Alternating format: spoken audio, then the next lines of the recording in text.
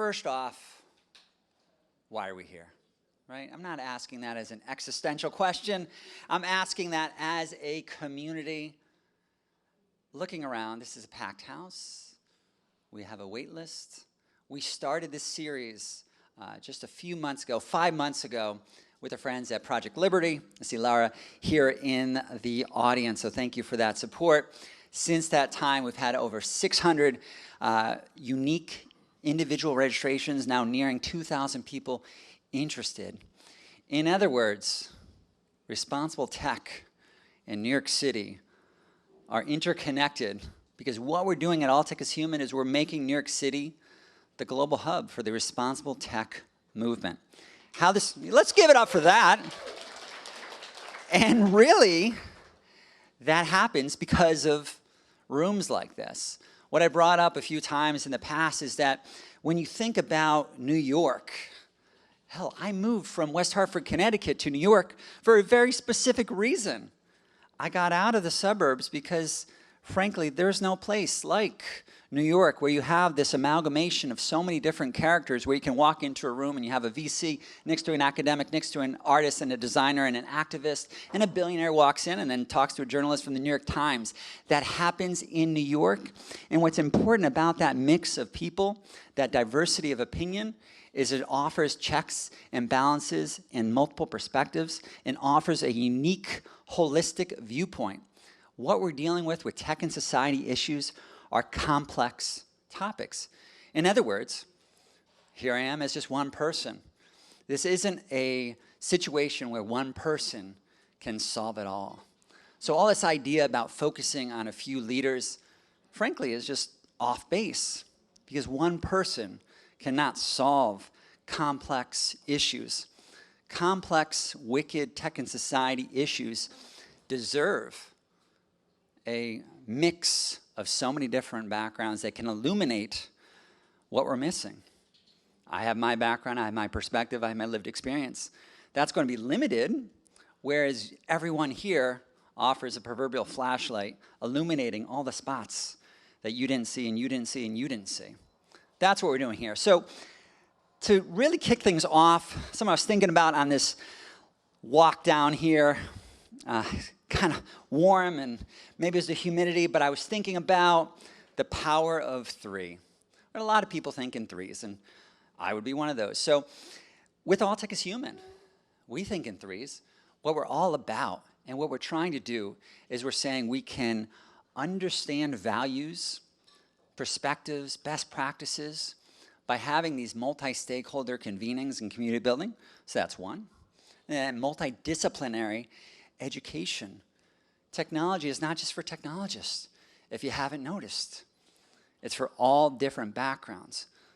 Not only acceptable, but encouraged and required. That's two. And then third, you've got the need to diversify this traditional tech pipeline with all these different backgrounds, perspectives, and disciplines. The other power of three that we think about here is that what we're doing is really the power of community and that power of collective intelligence. All Tech is Human. The reason why we're growing is because if you check your history books, it's a little bit like the moment. Old school if you're on the younger side, but if you look up Microsoft Encarta versus Wikipedia, well, most of us haven't heard of Encarta for a very good reason, because it got beat by Wikipedia. It got beat by the crowd, by the collective intelligence, and I dare say that's what we're going to do. The other part is this ability to change systems, right? So by coming together, having this collective intelligence, we can change systems. The last third part, since I'm talking about threes, I'll give 3 examples. I was thinking on my walk that there's 3 different types of people. I know it's hard to generalize what types of people there are, but bear with this. 3 different types of people when they think about humanity and its intersection with technology. Raise your hand if you saw the movie Oppenheimer. Anybody see Oppenheimer recently? right? Well, I saw it opening night, and the takeaway there, obviously, is with great power comes great responsibility, as we know from Spider-Man.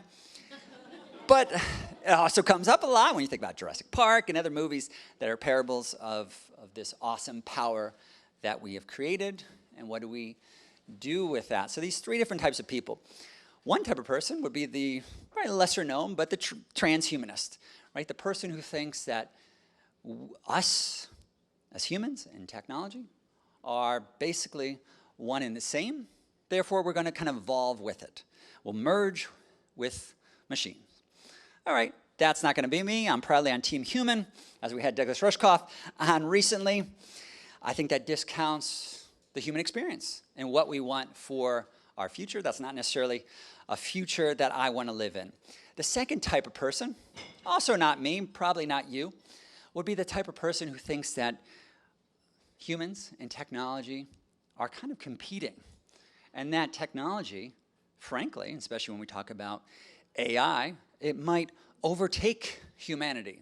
That our time on Earth here is in peril because machines will take over. So you have that as a actually pretty popular idea and theory, right? This idea that we're competing against technology. Also, not me, not trying to hide anything, it's right in the name. All tech is human. So it leads us to the third part. We'll end our time here together and bring on Rebecca Tweed for our conversation. Third type of person is a type of person like myself and maybe like yourself who thinks that, sure, technology is awesome, but it's awesome because, well, we're awesome. We're the ones who are creating it. That's what gives it its power and also its peril, its flaws. Its flaws are also because of us, because of our history, because of our inability to act, or because of how we act. This idea that if all tech is human, then our tech future is up to us about what we do today or what we don't do today. It's about human agency in our actions and about creating a tech future that we want and a tech future that we deserve and a tech future that is up to all of us. So